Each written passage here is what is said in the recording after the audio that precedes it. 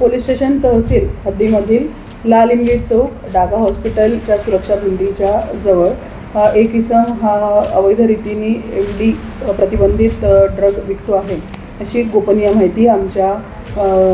Detection branch DB पथकाच्या अधिकारी आणि कर्मचाऱ्यांना मिळाली होती। मिळालेल्या बातमीची खात्री करण्याकरता आमचे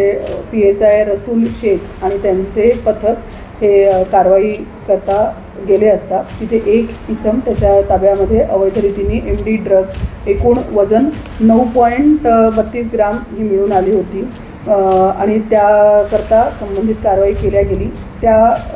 आरोपीचं नाव जुनेद शेख वल्द इक्बाल शेख वय 30 वर्ष राहणार खरबी वाठोडा असं आहे आणि कारवाईच्या दरम्यान त्याचा एक ओप्पो कंपनीचा मोबाईल आणि त्याची नंबर प्लेट नसलेली बर्गमॅन गाडी ही सुद्धा जप्त करण्यात आलेली आहे।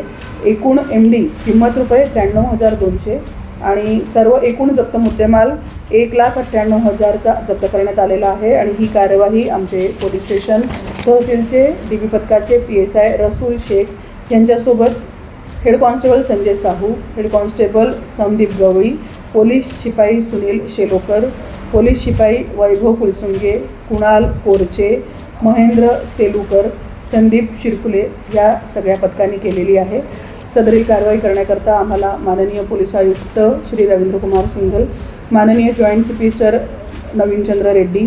माननीय अपर पोलीस आयुक्त श्री राजेंद्र दाभाडे सर,